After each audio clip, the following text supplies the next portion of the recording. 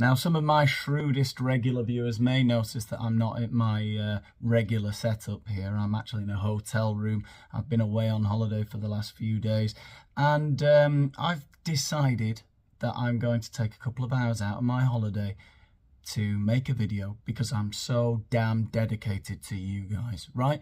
And it's not, as some people have suggested, that I want to get away from my wife and kids for a couple of hours. No, 1,000 times no. Now, being the shameless, barefaced grifter that I am, I have been keeping an eye on the news while I've been away. And what has most recently caught this grifter's greedy, beady little eye is that Prince Harry's memoir has finally got a due date.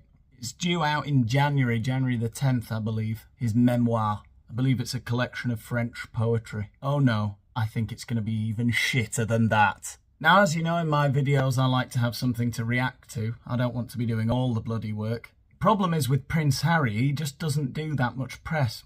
We don't get to see him very often. Doesn't do many interviews. That's kind of Meghan's side of thing. Harry's busy. Oh, well, of course he's been busy writing his memoir. Of course, that's very selfish on Harry's part, because what are us grifters supposed to react to? A release date? Give us some titillating details, for God's sake, Harry.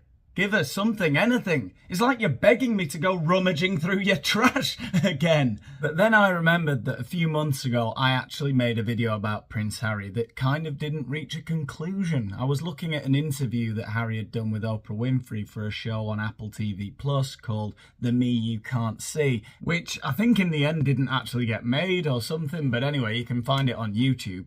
Anyway, the point is I'm going to look at the second part of that interview, which I didn't look at in the first video I made about it.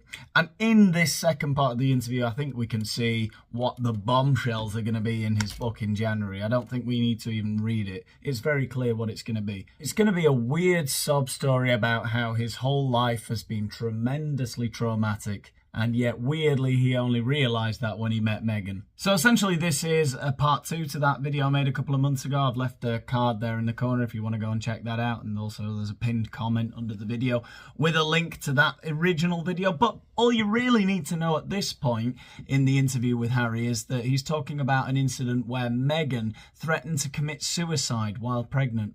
Right before a charity event, which was, he was just in no mood to go to a charity event because Meghan was saying, look, I want to kill myself.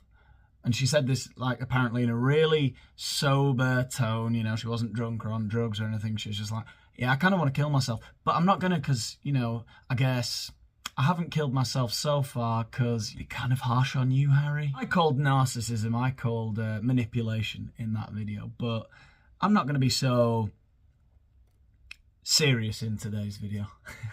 Let's just have some laughs. We had a quick cuddle, and then we had to get changed, and I had to jump in a convoy with a police escort and drive to the Royal Albert Hall for a charity event, and then step out into a wall of cameras and pretend as though everything's okay. So now I've got to try and go down there and be funny. That's going to be good, isn't it? With that going through. There wasn't an option to say, you know what, tonight we're not going to go. Because just imagine the stories that come from that. Imagine the headlines, guys, if Harry and his heavily pregnant wife had pulled a sickie on a charity event. Can you imagine? Fuck off back to Compton, bitch! I don't know. Anyone who's met a narcissist knows what they're like, right? She's clearly thought in her head, I'm sick of boring old England and these shitty charity events that we have to do all the time. I'll just go back to LA and I'll get a Spotify deal or something. But she can't say it like that. She has to say, I'm going to kill myself. But there is hope. There is one way to prevent my suicide, which is almost inevitable. But if you abandon your family and buy me a $14 million mansion in Santa Barbara, I'll stay alive for you. While my wife and I were in those chairs, gripping each other's hand, the moment the lights go down, Meghan starts crying. How convenient. Also, why is Harry doing mime? The moment the lights go down, The moment the lights Go down. I'm feeling sorry for her, but I'm also really angry with myself that we're stuck in this situation. I felt like I was trapped in a box. I was ashamed that it got this bad. I was ashamed to go to my family. Because to be honest with you, like a lot of other people my age could probably relate to, I know that I'm not going to get from my family what I need. Wow, Harry, you've got absolutely no idea how relatable you're being right now. Who of us has not been in that situation before, right, guys? You're late for a charity event where you have to go and cut a ribbon or something, sip a couple of cocktails and go home. And your pregnant wife starts saying, I'm gonna, probably kill myself. And your bloody family won't let you cancel your appearance there because, royal duties. I wish they could just be more understanding sometimes, my family. Just give me the money and, no obligations. I then had a son who I'd far rather be solely focused on, rather than every time I look in his eyes, wondering whether my wife is going to end up like my mother and I'm going to have to look after him myself. We should all be grateful to Harry for imparting his wisdom because now we know there is a way out. If your wife is not happy with the job you're doing, where you have to go and cut ribbons at charity events and stuff like that, all that grueling hard work, there is a way out. What you can do is take all of the money that you've got, retire from public life, and you go to Santa Barbara and buy a $14 million mansion, and hopefully your wife gets a Spotify deal worth a few million as well, and then she'll stop threatening to kill herself, which is good. That was one of the biggest reasons to leave. Feeling trapped and feeling controlled through fear, both by the media and by the system itself. How have they avoided the media since leaving the royal family on a serious note? They've got a deal on Spotify and on Netflix, and Harry's written a memoir. There's no way the media part of that is going away. Maybe they think living in California surrounded by celebrities, there's going to be sort of less attention on them in their day-to-day life, I guess. Maybe, but it seems to me, really, that their main problem was the obligations that came with royal life, right? They seem to want all of the luxury and money that comes with royal life, but none of the obligations. But certainly now, I will never be bullied into silence. Sure, Jan. That feeling of being trapped within the family is... There was no option to leave. Eventually, when I made that decision... Yeah, when you made that decision. For my family, I was still told, you can't do this. I was like, well, how bad does it have to get until I am allowed to do this? You could leave. You did leave, remember? What they will have told you is, no, you can't stop working and still get paid, you cheeky get. Well, she was going to end her life. No, she wasn't. It shouldn't have to get to that. It shouldn't have to get to that. Ideally, in an ideal world, we shouldn't all be killing ourselves. Shouldn't have to get... It's gone too far. Also, it didn't get to that. It wasn't gradual. She just suddenly out of the blue said, I think I'm going to kill myself, but I won't, because what would you do without me? It was all of a sudden. It didn't get to that. She's manipulating you, you tool. Do I have any regrets?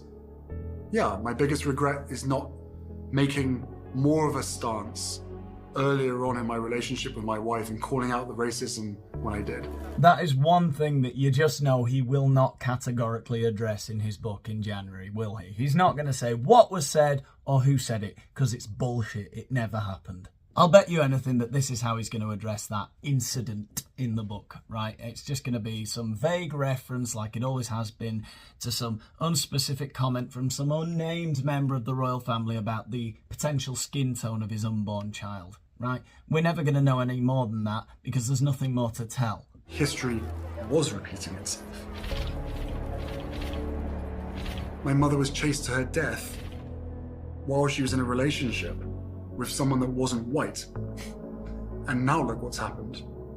You want to talk about history repeating itself? They're not going to stop until she dies. What you just said is one of the most insanely idiotic things I have ever heard. At no point in your rambling, incoherent response were you even close to anything that could be considered a rational thought. It's incredibly triggering to potentially lose another woman in my life. Like, the list is growing. You know, making a video about Harry, to be honest, feels a little bit unfair. It's like fishing with dynamite, isn't it? He's clearly not the sharpest tool in the shed and is easily manipulated. This is the world he believes that he inhabits, right? The press murdered his mother because she was going out with an Egyptian, and now they want to murder his wife because she's mixed race. Harry, mate, honestly, give your head a little bit of a rattle and go and have a lie down. Just fucking cannon fodder to a woman like Meghan, this guy. And it all comes back to the same people, the same business model, the same industry.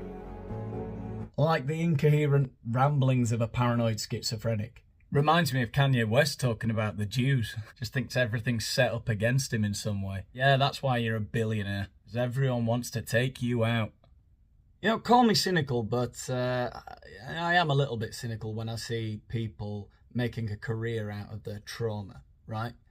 Okay, I'm not saying Harry hasn't been through trauma, but and maybe talking about it is part of the healing process, as he claims. But it doesn't seem like he has healed, seeing as, you know, he's approaching 40 and he's still talking about his mother dying and his wife being bullied by the press. That's the only thing he seems to be doing, right? Again, you know, call me cynical, it's harsh to say this, I guess, but at what point do you stop talking about that? You know, at what point does that start to become detrimental to your mental health?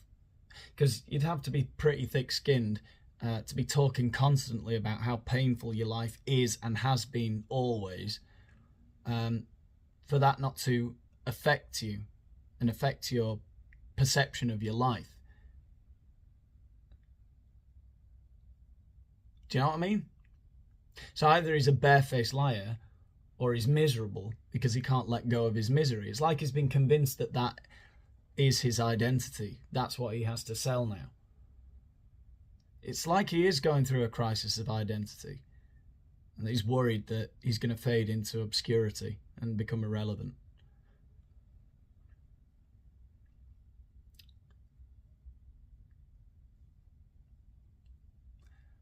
I'm not so sure that talking about trauma all the time is a good thing. Never talking about it is probably a bad thing, and talking about it all the time is also probably a bad thing. You know, like when you've got a friend who something bad has happened to and you want them to get over it. At first you're very empathetic and understanding and whatever, and then after a while you have to say, look, cheer the fuck up, right? If I was a friend of Harry's, I'd want him to be with someone who's like, yeah, you know what, we need to move on from your childhood. Something bad happened to you. Your mum died tragically, right? But that can't be your identity. Yet he's with someone who, it seems to me, wants to make that his identity.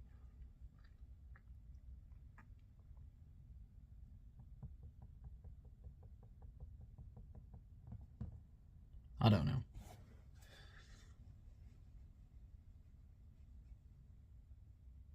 I don't know. What do you think? Let me know in the comments.